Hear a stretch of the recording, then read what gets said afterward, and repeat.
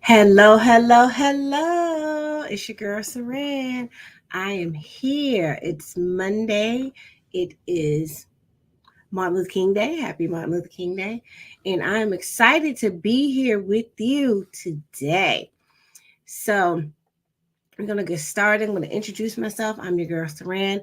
I help women and wealth creators go from chaos to calm in their finances so that they can enjoy life. If you are a woman and a wealth creator, please type "that's me" in the chat. But we are going to get started as I normally do.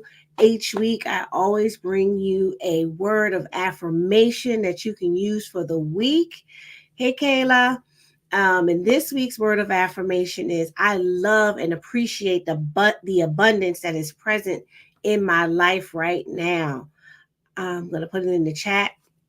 I love and appreciate the abundance that is present in my life right now. So go ahead, come on in. We are live. I'm live on several platforms in about 4 or 5 groups. And so today we are going to talk about the biggest mistake that you are making with your money in 2024. And it's only the 15th of January. So we're going to talk about the mistake so we can course correct.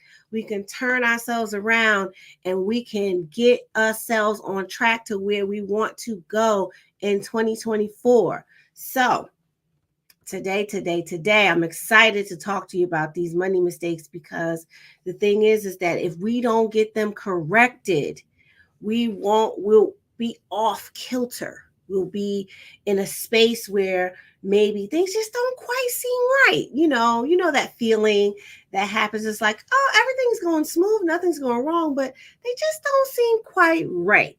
And one of the things that are important is for us to have a plan, right?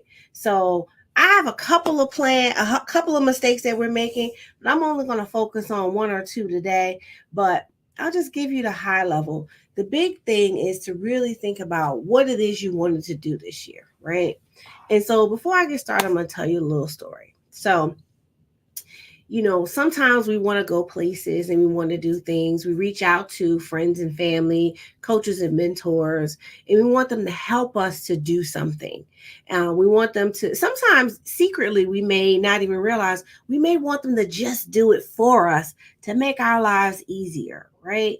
But the reality is, most people, including our parents and grandparents, it will come a time in our lives when they will only be able to bring us to the door, and it is our responsibility to open the door, to choose the door we want to open, and to open the door to get to where it is we say we want to go. I often talk to people who say, I really want to make sure I have a solid retirement plan. And then we review everything and I tell them what they need to do. But now they have to open the door and say, okay, I like the plan. Yes, I will do A, B, and C to get there. But you have to open the door. It's a combination of a relationship where you have to take action when you receive the opportunity to choose between the different doors. And so when you see those doors, and we have many doors in our lives, and when you see those doors, you got to think, which door is for me right now? Because all the doors could be good for you at a different point in time in your life, but today, and door number 5 might not be right for you, but door number 1 is. And so what I find is, even when presented with those doors, a lot of times people skip the process and end up in a door too soon, and then they have to start over again. So let's just choose the door, go through it, learn, right? And there's no real big mistakes as far as the things we're doing, even though we're talking about money mistakes we're making. You can always course correct. And that's the important part about whatever it is you're doing already on day 15 of the month of January, right? So I'm going to give you my top 3 mistakes that we're making already in January. 1, you got no clear goals. You just said, I want to make more money, which it can be no vaguer than, I want to be rich, right? I want to make money. Okay. And then some people are saying, oh, well, I want to plan for college. I want to plan for retirement. I want to start a business. but there's no specifics. There's no plan. And those of you who work in corporate America or even the government or nonprofit, you're familiar with something that they call SMART goals. You got to do your money goals just like you do your business goals. Everything applies, right? Across the board. The number two mistake that we're making, and I'm going to go deep on these three, is overlooking the most basic tool, which is using a budget, right? I know we think, oh my God, budgets are so restrictive. If I do this budget, I'm not going to be able to do anything I want. Well, the one thing I always work with people in doing is create the budget that fits your lifestyle, right? If you're a traveler, then you need to create a budget that's surrounded around you doing travel. If your goal is you want to get out of debt, then we're going to create a plan that surrounds you getting out of debt. If you say, I like fancy cars and buying, getting the toy cars, the collectibles, and, the big expensive cars, then you create a plan around your finances that includes that. You want to buy a boat, create a budget and a plan around what you want to do. I think we missed the mark because we think that all financial coaches and planners and people who are out here helping you, that we're all going to put you in this cookie cutter plan that doesn't fit your lifestyle.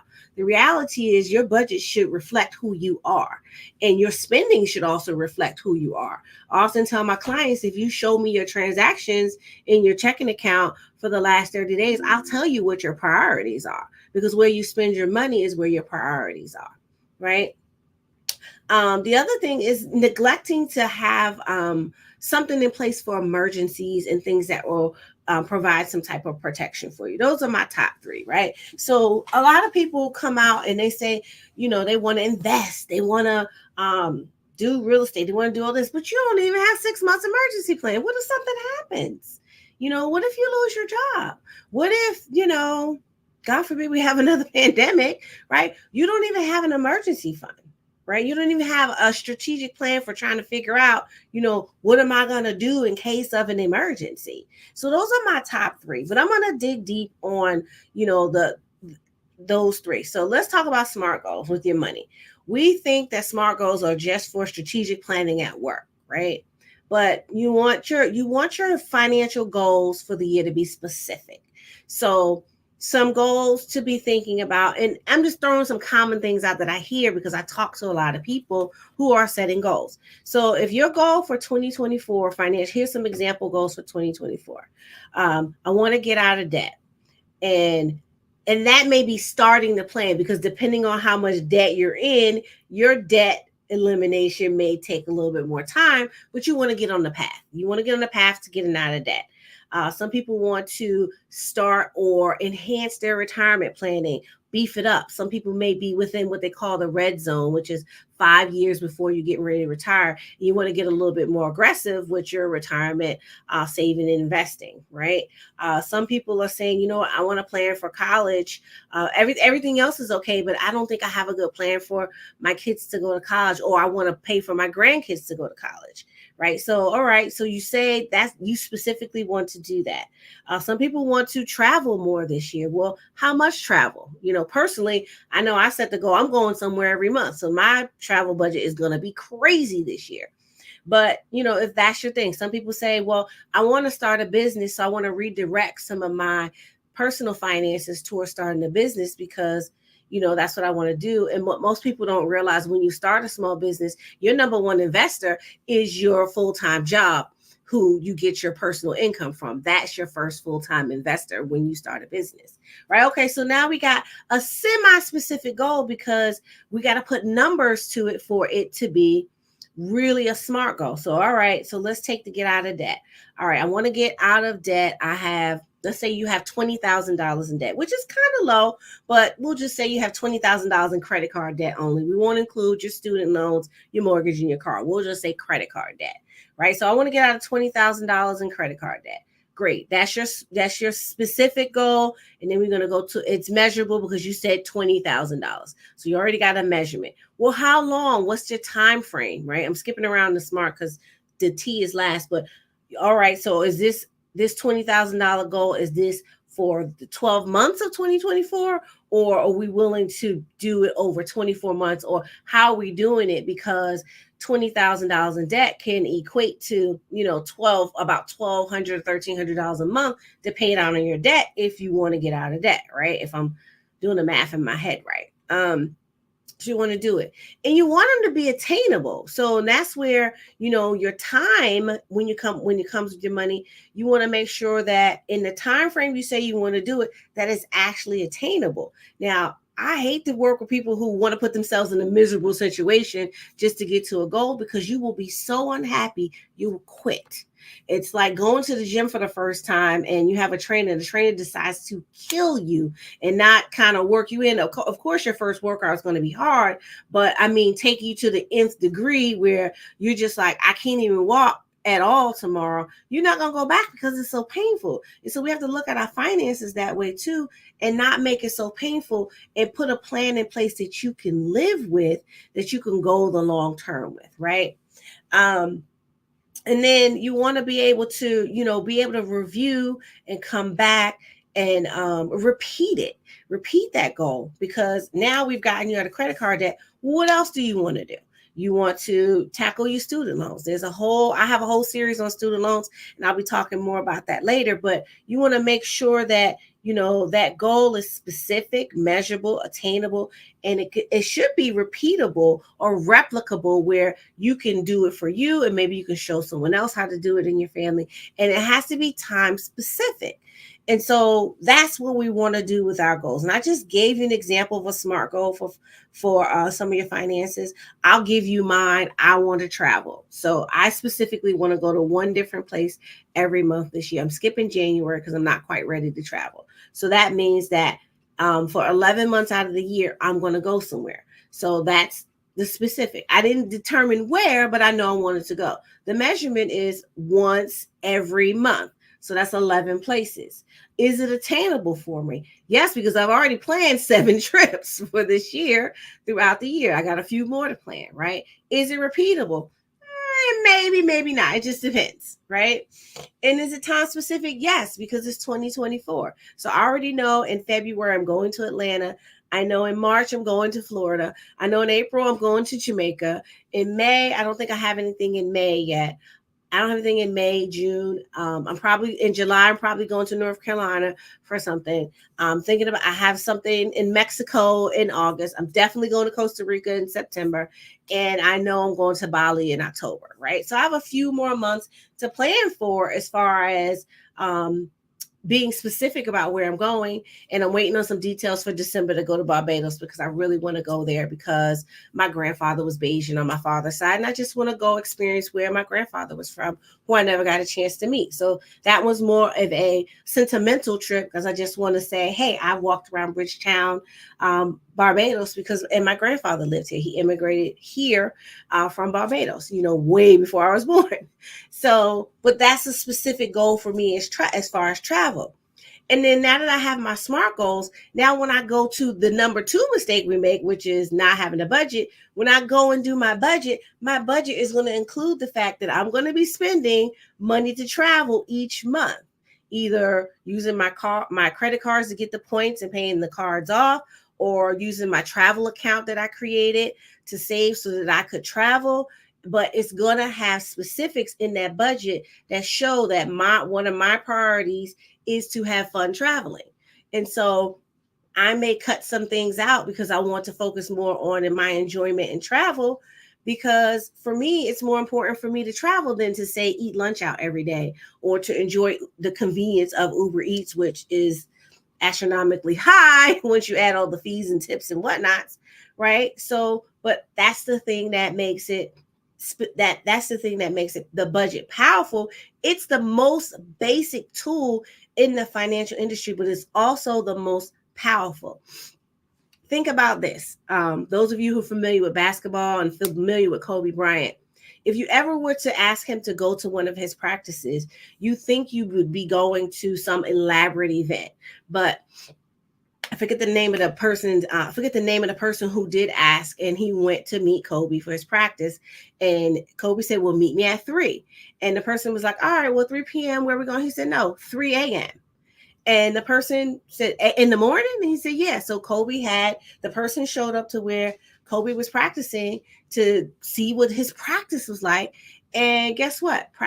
Kobe was running basic basketball drills.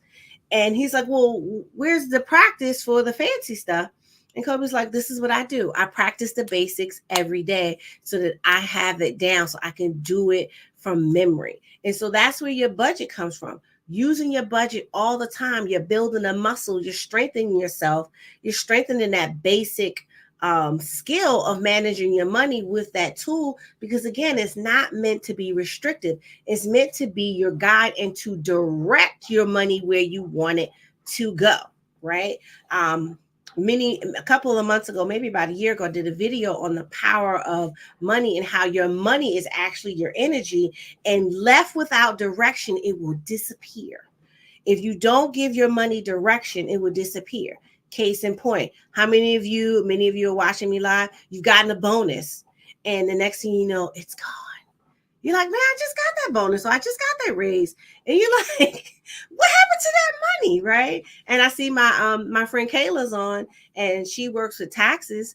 And, and I know she has clients who come and get their advance refund, or you get that big tax refund. And you're like, didn't I just have $4,000 or $7,000? And it's gone because you didn't really have a plan for it. And that money just runs away. But you have to direct it in the best way possible for you. You got to, as I like to say, you got to give that money a job. If your money is unemployed, then it just goes and does whatever it wants. It has no structure. And so that's what the budget does. It tells it what to do. If you're getting, you often hear when you get a raise, to make sure you have a plan for that raise, 3%, 10%, whatever it is, have a plan for that money to do something that's going to benefit you. And the last mistake that we're already making is you don't have an emergency plan for your finances. You don't have emergency funds. You don't have any protection for your finances. You're just out here just living carefree and hoping for the best, right? And we have to have a plan for emergencies. The best of us can be laid off. The best of us can be in a situation which renders us unable to work and earn income. The best of us can have a financial downturn or an emergency that wipes out what we currently have when we don't have an emergency plan and we don't have something in place, right? The best of us can be taken for a loop for an illness that we didn't expect, something serious, right? But as long as we're prepared to cover ourselves, we just know, right? And have a plan. And I haven't talked much about it, but I'll share. I was driving home last year on my birthday, and I was in a car accident. I almost did not come home. But, through the grace of God, I did come home. But the good news is I had an emergency plan. I had emergency money. I had things set aside so that whenever or whatever happened, with business or work, or if the money didn't flow the way it needed to, nothing changed in my life. Not one single thing changed as far as me being able to take care of myself financially, because I took the time to plan for those type of financial emergencies so that I could focus on what was important, which was healing and being able to gain the ability to walk again and use my right hand and do all the things that come from that.